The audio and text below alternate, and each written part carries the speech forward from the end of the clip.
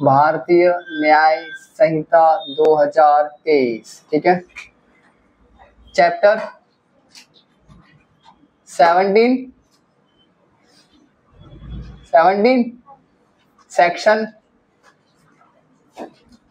300 बोलो 3 to section क्या हो गया? सारे नींद में, इतने क्या नींद में हो रहे हैं?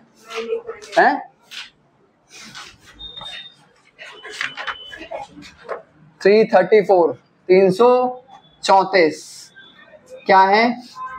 सारे ऑफेंसेस है ना, ऑफेंसेस अगेंस्ट प्रॉपर्टी, ठीक है। अब इसे प्रॉपर्टी में दोनों आ गई, मूवेबल भी और इमूवेबल भी। कायदे से पहला कहां शुरू हो रहा है? बोलो, थेफ्ट आ रहा सबसे पहले, है ना। कहां से कहां तक? 303 से सेक्शन 307, इसमें स्नैचिंग भी आ रहा है इन लोगों ने नया। इसके बाद एक्सटॉर्शन, है ना। एक्सटॉर्शन 308 से, 8 से क्या 308 ही है बस, ठीक है। नेक्स्ट लो जी, रॉबरी एंड डेकॉइटी, ये 309 से शुरू हो रहा है और कहां जा रहा है? 313 तक, ठीक है। अमेजिंग बात है ना कि बिना, अमेजिंग थोड़ा गंदा शब्द हो गया है ना, थोड़ी सी नोटेबल है, लॉग शब्द ना, अमेजिंग नहीं है, नोटेबल बात है कि बिना थेफ्ट के, बिना एक्सटॉर्शन के पढ़े तुम लोग रॉबरी डेकॉइटी पढ़ ही नहीं सकते। तुम्हें ये सीरीज में पढ़ने पड़ेंगे, 303 से 313 तक सीरीज में पढ़ने ही पड़ेंगे। तो क्या थेफ्ट नहीं है तो रॉबरी, थेफ्ट या एक्सटॉर्शन नहीं है तो रॉबरी नहीं हो सकती, रॉबरी नहीं तो डेकॉइटी नहीं हो सकती, है कि नहीं। चलो, इसके बाद क्या है? Criminal miss appropriation, criminal miss appropriation of कौन सी? प्रॉपर्टी। सारे प्रॉपर्टी का ऑफेंस है ना, प्रॉपर्टी। ये कहां से कहां तक है? 314 से और 315, दो ही है बस, एंड 315, ठीक है। इसके बाद क्रिमिनल ब्रीच ऑफ ट्रस्ट, अभी इसमें लिंक स्थापित करेंगे, ठीक है। Criminal breach of trust section बताओ। सेक्शन सिर्फ 316 है, और भी है। इसके बाद है receiving stolen property 317, receiving stolen property section 317। बस अब 1 मिनट के लिए होल्ड करो। उसके बाद क्या है? चीटिंग वगैरह है, उसको छोड़ दो। ये सब आपस में लिंक्ड है, सब आपस में लिंक्ड है। बहुत ही फेमस डिफरेंस आते हैं थेफ्ट और एक्सटॉर्शन में, थेफ्ट और क्रिमिनल ब्रीच ऑफ ट्रस्ट में, थेफ्ट और क्रिमिनल मिस एप्रोप्रिएशन में, criminal miss appropriation of property और क्रिमिनल ब्रीच ऑफ ट्रस्ट में। आपस में इतने लिंक्ड हैं, बात समझ में आ रही है। एग्जाम्पल के तौर पर देखा था हमने कि मैं गया, मैंने उसकी जेब में से बटुआ निकाल लिया और मैंने अपनी जेब में चला गया हाथ से, ये हो गया थेफ्ट। उसका बटुआ गिर गया, मैंने उसको वापस देने के लिए उठाया और देखा बहुत पैसे हैं, अपनी जेब में रख लिया। डिसऑनेस्ट इंटेंशन पे बेस है, मेरी डिसऑनेस्ट इंटेंशन बाद में क्रिएट हुई तो मैंने उसकी प्रॉपर्टी मिस एप्रोप्रिएट करी, प्रॉपर्टी मिस एप्रोप्रिएट करी, थेफ्ट नहीं लगा मेरे पे। तो इतना मैंने किसी को प्रॉपर्टी दी थी रखने के लिए, वो लेके चला गया, ना थेफ्ट ना miss appropriation, criminal breach of trust. ऐसे बहुत माइन्यूट, और ऐसे एक्सटॉर्शन में आ गया, ऐसे एक्सटॉर्शन में और रॉबरी में डिफरेंस आ जाते हैं। बात समझ में आ रही है। रॉबरी डेकॉइटी में आ जाते हैं, 5 लोग करते हैं, वो सारी कहानी है, इसलिए आपस में बहुत इंटरलिंक्ड है। अभी करेंगे criminal miss appropriation of property. ठीक है, अभी कुछ करना है? 311 से नहीं, होमवर्क। ठीक है, आओ क्रिमिनल मिस एप्रोप्रिएशन खोलो। 317 14, हाँ 14।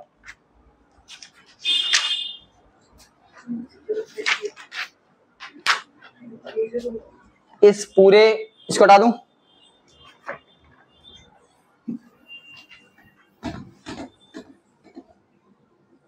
इसमें सबसे पहले टोटल कितने सब सेक्शन है बताओ?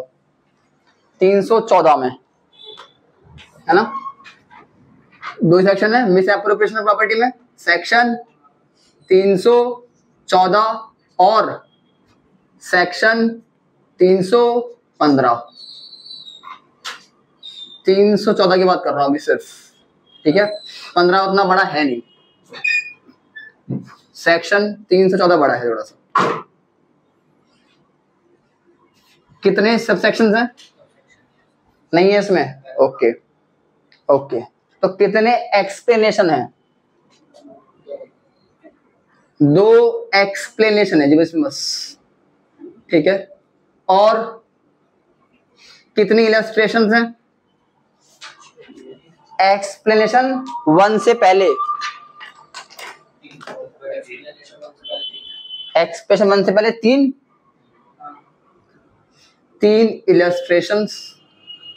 Illustrations before explanation first. उसके बाद एक इलस्ट्रेशन आफ्टर या बिफोर लिखेंगे, बिफोर है ना, एक्सप्लेनेशन 2, और 4 या 5 6 इलस्ट्रेशंस आफ्टर एक्सप्लेनेशन 2। ऐसे है। इसकी जितनी भी इलस्ट्रेशंस हैं अपने एग्जाम्स के एक एक क्वेश्चन लगा लो। बात समझ में आ रही है? तुम्हारे एग्जाम्स की एक एक क्वेश्चन आ जाते हैं सेम इलस्ट्रेशंस। बहुतों में आपको लगेगा कि तो थेफ्ट है, तो हमें लगेगा कि ब्रीच ऑफ ट्रस्ट है। कंफ्यूजन नहीं होगी अभी। क्यों नहीं होगी? ये हमें तीनों नहीं आती। अभी हमें एक आती है तो हमें घुमा फिरा के एक में जवाब आएगा। जब थेफ्ट, क्रिमिनल मिस एप्रोप्रिएशन और ये तीनों आ रहेंगी तब लगेगा हमें कि भाई एक सेकंड। ठीक है, उसके बाद हमें लगेगा कि ये क्रिमिनल जब ट्रस्ट में आ रहा है, एप्रोप्रिएशन में आ रहा है या थेफ्ट में आ रहा है। बात समझ में आ गई? पढ़े, इसके बाद चार्ट बनाओ।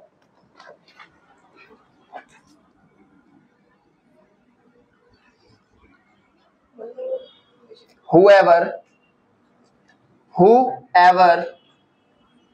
क्या, 2 बातें ना, डिसऑनेस्टली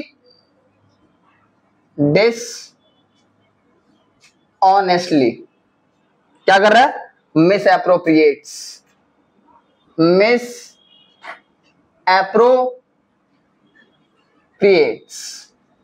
ठीक है, या फिर और क्या कर रहा है? कन्वर्ट कर रहा है किस चीज में? फॉर ओन यूज,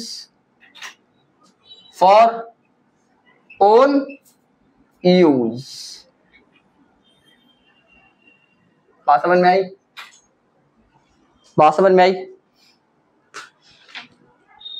आगे क्या लिखा है? Any movable property. ठीक है, आज एक बात समझो, इसमें जो लिखा हुआ है ना ओन यूज, है ना, ओन यूज मिस एप्रोप्रिएट के साथ नहीं है। ठीक है, मतलब क्या है? मतलब ये है कि आपने कोई प्रॉपर्टी कन्वर्ट करी है अपने यूज के लिए, आपकी नहीं है वो प्रॉपर्टी, आपने यूज करी है अपने लिए।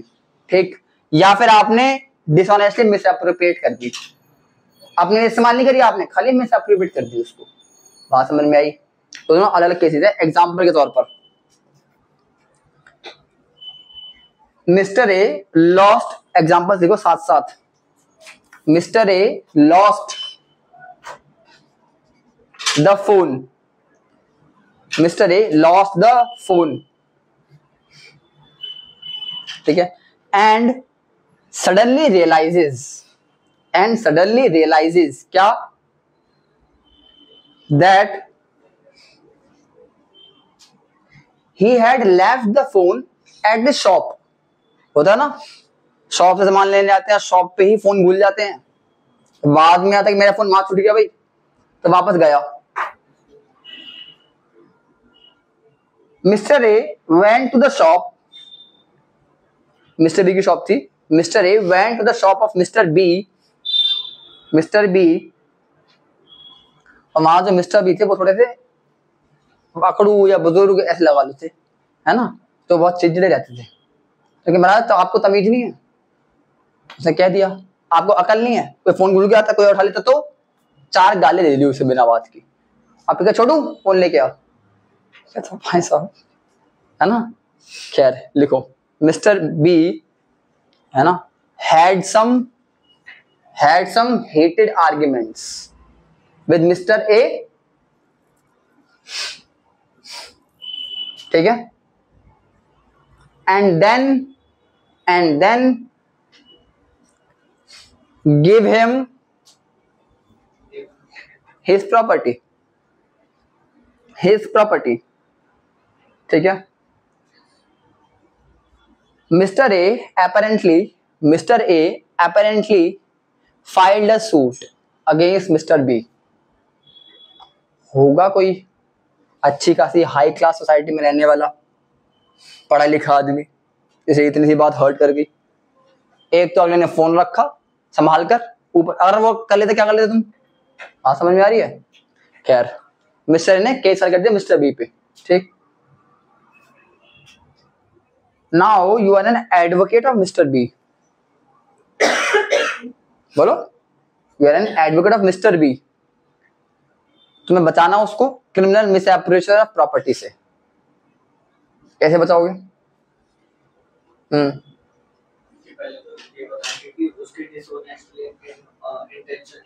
ठीक है, ठीक है, और दूसरा उसने अपने ओन यूज के लिए कभी, सीधी सी बात है, कहता जज साहब बात समझो ना तो उसने डिसऑनेस्ट मिसएप्रोप्रिएट करी, डिसऑनेस्ट डेफिनेशन कहां पर है, सेक्शन 2 क्लॉज 7 में, इसमें क्या लिखा हुआ है कि रॉन्गफुल गेन या फिर रॉन्गफुल लॉस, यही है, डिसऑनेस्टली होनी चाहिए, तो ना तो उसे रॉन्गफुल गेन हुआ ना उसको रॉन्गफुल लॉस हुआ, कुछ भी नहीं हुआ, बात समझ में आई, तो डिसऑनेस्टली हुई ही नहीं, जब मिसएप्रोप्रिएट भी नहीं करी उसने, मिसएप्रोप्रिएट तो करी है लेकिन डिसऑनेस्टली नहीं करी, मिसएप्रोप्रिएट तो कर दी उसने, बात समझ में आ रही, जहां रखी हुई थी वहां से हिला ली, जहां से रखा हुआ था वहां से अगर हिला लिया आपने तो मिसएप्रोप्रिएट हो गई, ठीक, ये डिसऑनेस्ट नहीं थी, नंबर 1, ना उसने कन्वर्ट करा अपने यूज के लिए, बात समझ में आ गई, तो इस पे लगेगा नहीं लगेगा, केस का नाम लिखो, क्या इतनी बात पे केस हो गया, तो अंडरस्टूड था, हाँ लिखो, emperor versus PC Dubey, emperor versus PCDUBE,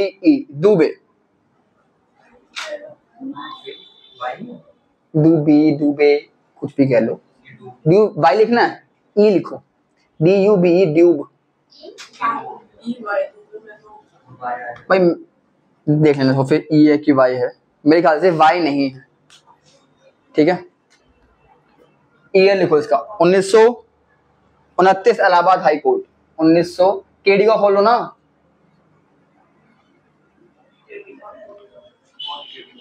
खोल लेना, ठीक, अगला लिखो रामास्वामी वर्सेस, इसी में ही है, ई नहीं है, वाई है, वाई नहीं है, ठीक है, मैं जो लिखा है वो सही है, लिखो रामास्वामी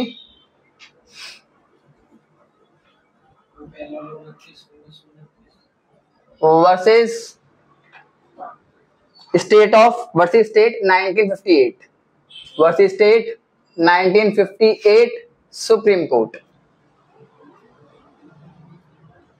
ठीक है, इन दोनों केस में लिखा बोला गया कि mayor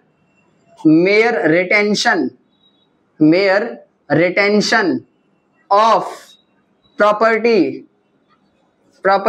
is not misappropriation. Misappropriation का मतलब, हिंदी का मतलब बताता हूं, हिंदी का मतलब है इसका गबन। कैसे जैसे मिसएप्रोप्रिएशन जान दो, है ना, गबन करना, है ना, दुरुपयोग करना, ये होता है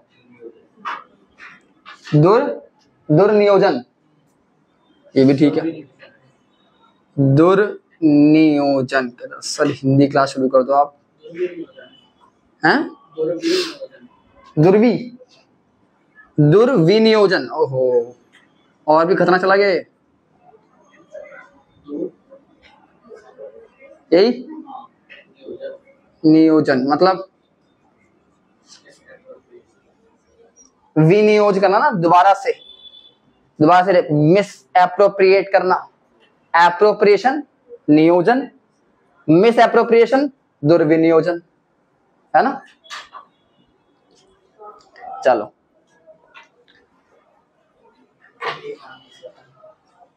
अगला सवाल सुने, अगला क्वेश्चन सुने, जवाब देना।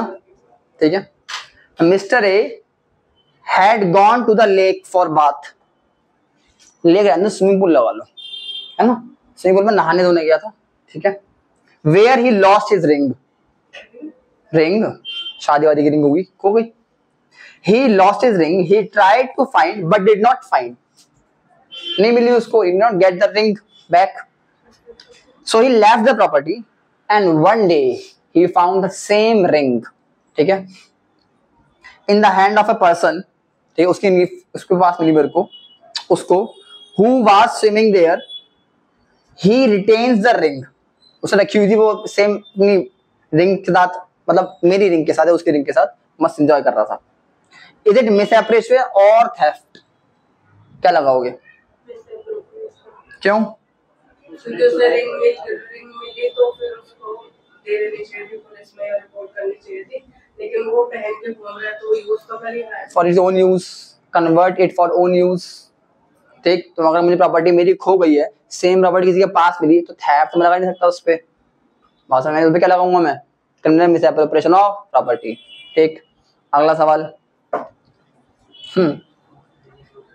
आई वेंट, सुना ध्यान से, I went with my girlfriend, ठीक, टू अक्षरधाम। देयर शी, अच्छा एग्जाम्पल के मजे मत लेना, लीगल पॉइंट समझने की कोशिश करना। ठीक है, I went with my girlfriend to Akshardham. There she saw a pond full of water where she pursue to drop a coin as a wishing well. है ना, अक्षरधाम में क्या आप करके और चिल्लर पर जाते हैं। ठीक है, as a wishing well. I threw a coin and as soon as I threw the coin, she jumped into the water. और कूद गई, मैंने 5 का 10 का फेंक दिया, तब वापस लेने गई थी वो, 5 रुपए का लॉस। चिंदी थी भाई साहब, चिंदी गर्लफ्रेंड थी, अच्छी बात है, मेरे पैसे को ध्यान रखनी कितनी अच्छी बात नहीं। She jumped, ठीक है। Mister A, one of the person working there, वहां जो काम करता था, working there, found the coin। और गर्लफ्रेंड की चिंदी खोरी की हद थी, उसने वो कॉइन पहचान लिया। उसे एक तो कूद के मिला नहीं, दूसरी बात जब किसी को मिला उसने पहचान लिया, तो मेरा सिक्का था, वो वाला सिक्का है। कितनी हद देख रहे हो उसकी। आगे सुनो। She asked for it and filed a case of misappropriation of property। बात समझ में आ गई? मिसएप्रोप्रिएशन प्रॉपर्टी हुई कि नहीं, सवाल है। क्या सर एप्रोप्रिएशन हुई कि नहीं पता नहीं, लेकिन मजा बड़ा है एग्जांपल में, है ना। दिमाग लगाओ, दिमाग बताओ, हुई कैसे हुई?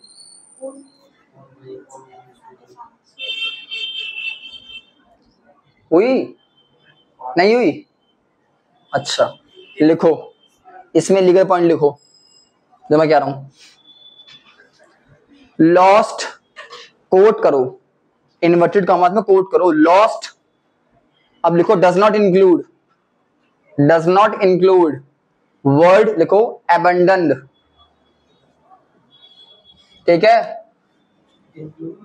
एबंडन्ड, लॉस्ट अलग कहानी है और एबंडन्ड अलग कहानी है, ठीक है, तो उस पे नहीं लगेगा। बात समझ में आ गई ना? उसने क्रिमिनल मिसअप्रोप्रिएशन करी ना, उसने कन्वर्ट किया। ये पॉइंट यहाँ पर ये है कि आपको लॉस्ट में और एबंडन्ड में आपने खुद त्यागा है, दोनों में फर्क है। You have abandoned it, your willingness is involved in it। बात समझ में आ रही है? दूसरी बात, मेरी विलिंगनेस है ना, उसकी बंदी की क्या मतलब, तू की बात खाना, मेरी विलिंगनेस है, मैंने नहीं करना केस, मैं नाम खराब होगा मार्केट में। बात समझ में आ रही है जो भी कहानी है? चलो, इतना समझ में आया? इतना क्रिमिनल में से एप्रोप्रिएशन और थेफ्ट में तो समझ में आया। एक तो मुझे नॉलेज होती है, नॉलेज होती है इस चीज की।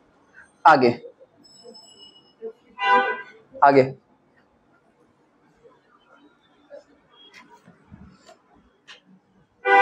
इसके वो बड़े इलस्ट्रेशंस और उसके इलस्ट्रेशन में पढ़ते हैं पहले, उसके बाद आगे की कहानी लिखते हैं, क्योंकि लंबा जाएगा ये पॉइंट। पहला इलस्ट्रेशन है, अच्छा फाइन कितना है इसमें, नॉट लेस देन 6 months, कम से कम 6 महीने तक की सजा है ना? 6 months कम से कम, अप टू कहां तक है? 2 साल तक की पनिशमेंट है। एंड फाइन, हाँ एंड फाइन ही हो गया, ठीक है, विद फाइन लगेगा। बहुत बढ़िया। थेफ्ट में कितने तक की थी? 3 साल, इससे क्रिमिनल मिसअप्रोप्रिएशन थी।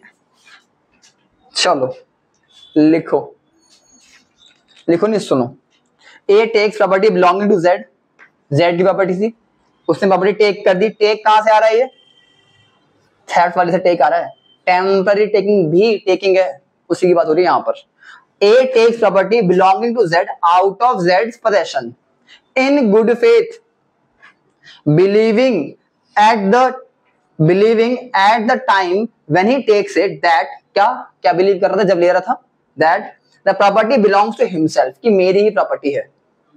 उसे लगा मेरी प्रॉपर्टी है। अब 2 बैग रखे थे, सेम बैग रखे हुए थे, मैंने अपना समझ के उठा लिया, बात में मैं सेम दिख रहे थे बैग, मैंने उठा लिया।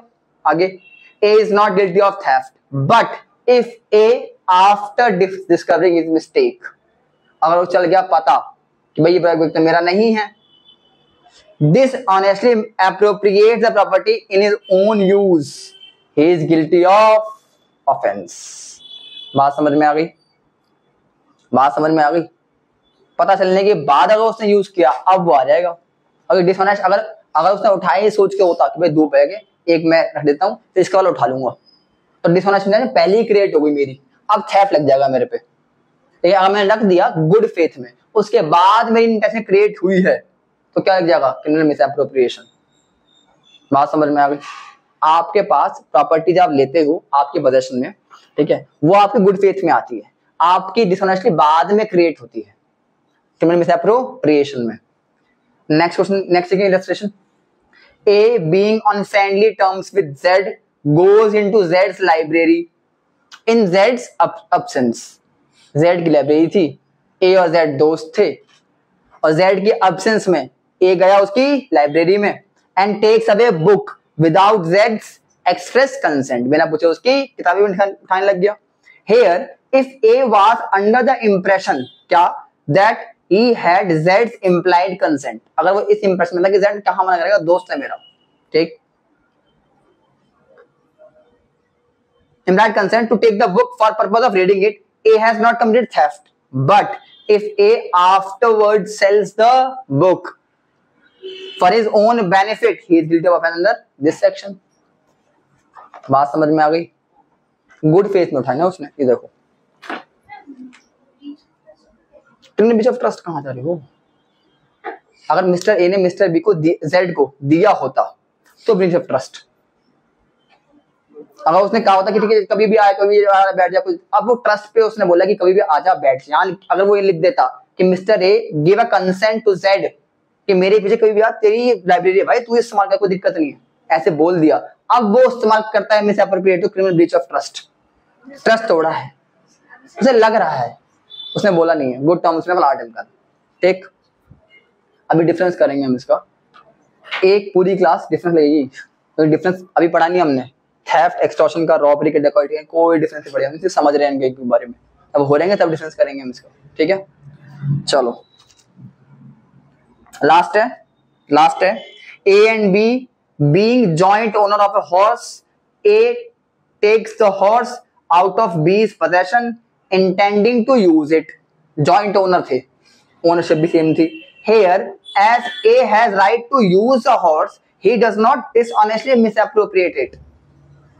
But if A sells the horse and appropriates the whole proceeds in own use, तो वो गिल्टी में आ जाएगा। बात समझ में आ गई? तो इसमें जो पोजेशन है, ओन यूज, मूव प्रॉपर्टी, इसमें बात कर रहे हैं पोजेशन की। अब लिखो पोजेशन का क्या मतलब है। पोजेशन दो तरीके की होती है, कौन कौन सी बोलो? डे फैक्टो और डे यूरे। आप लिख बोल यूरे रहे हो, डे जूरे रहे हो। डे फैक्टो का मतलब मैंने, हाँ, एज पर फैक्ट्स है ना, पोजेशन में इसमें जो इंक्लूड हो रहा है वो आपके दोनों इंक्लूड हो रहे हैं, क्रिमिनल मिसअप्रोप्रिएशन में दोनों तरह के इंक्लूड हो रहे हैं। मतलब मैंने अपना मग है ना मिस्टर ए को दिया था, वो इस्तेमाल कर रहा था और मिस्टर बी आया, उससे वो मग ले गया, क्रिमिनल मिसअप्रोप्रिएट, और अपने यूज के लिए करने लग गया उस पे। अब उस पे जो लगा सकता है ना, केस फाइल कर सकते हैं मिस्टर बी पे, वो मैं भी कर सकता हूँ, क्योंकि I am the de jure possession, मैं ओनर हूं उसका, और जिससे लेके गया है वो भी कर सकता है, कि मैंने उसको दिया था। बात समझ में आ गई? तो पोजेशन डे यूरे भी आ गया और डे फैक्टो भी आ गया। समझ में आ गई बात? इसके लिए वर्ड लिखो constructive possession, it's a coincidence कि आज ही चाइल्ड पोर्नोग्राफी में हमने वर्ड पढ़ा था और आज ही क्रिमिनल मिसअप्रोप्रिएशन में ये वर्ड आ गया। कंस्ट्रक्टिव पोजेशन बोलते हैं इसको, ठीक है। डे फैक्टो को कंस्ट्रक्टिव पोजेशन बोल देते हैं, क्योंकि एक्चुअल पोजेशन किसका है? मेरा। डे यूरो तो मेरा ही है ना, ओनरशिप तो मैं ही है ना। Ownership is actual possession, constructive possession is day facto possession. बात समझ में आ रही है? चलो